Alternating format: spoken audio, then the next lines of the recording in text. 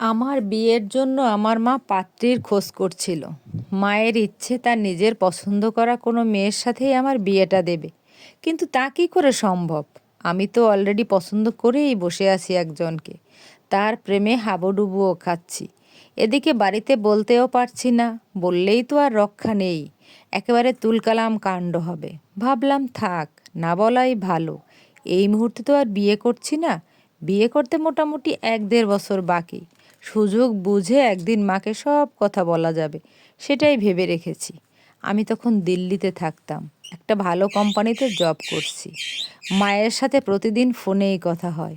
Phone করে সব কথার শেষে মা একটা কথাই বলবে, তোর বিয়েটা তাড়াতাড়ি দিতে হবে, ভালো মেয়ে আমি খুঁজছি, আমার পছন্দ করা মেয়ের সাথেই তোর বিয়ে দেব, আবার প্রেম ট্রেম করে রাখিসনি তো। কথাটা রোজ শুনতে শুনতে আমি ক্লান্ত, তাই আমিও সেই একই ডায়লগ দিয়ে বলি, মা তুমিও না, আমার ওপর কি এতটুকু বিশ্বাস নেই? তোমার পছন্দ করা মেয়েকেই আমি বিয়ে করব, চিন্তা করো না তুমি। একদিন সকালে ঘুম থেকে উঠিনি, সাত সকালে ফোন করে মা আমাকে বলল, তাড়াতাড়ি হোয়াটসঅ্যাপ চেক কর, খুব আর্জেন্ট। ঘুম চোখেই মাকে বললাম, সকাল সকাল কি পেয়েছো বলো তো? আবার হোয়াটসঅ্যাপ চেক করতে যাব, কি হলো? আরে একটা মেয়ের ফটো পাঠিয়েছি, ফটোটা দেখ তোর পছন্দ হয় কি না। আমার তো খুব পছন্দ হয়েছে, ভাবছি ওই মেয়ের সাথেই তোর বিয়ে দেব। তুই কিন্তু না করতে পারবি না, আমি অনেক দেখে শুনেই এই মেয়েটাকে পছন্দ করেছি।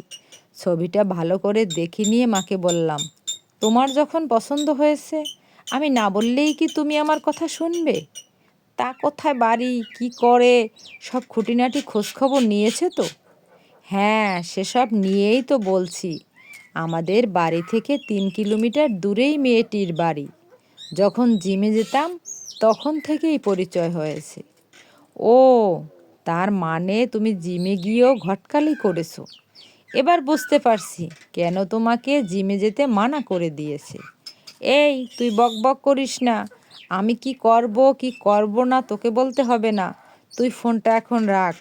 কথাগুলো বলেই মা ফোনটা কেটে দিল। আমিও আর না হেসে থাকতে পারলাম না। আমাদের বাড়িতে আছে বলতে মা আর বাবা। আমি আমার বাবা মায়ের একমাত্র ছেলে, কর্মসূত্রে বাইরে থাকি। মা নিজের শরীর স্বাস্থ্যের দিকে একদম নজর দেয় না। চেহারাটা বেশ ভারী করে যাচ্ছিল আগের থেকে। নিজের খাওয়া দাওয়ার ব্যাপারে কোনো কন্ট্রোল নেই।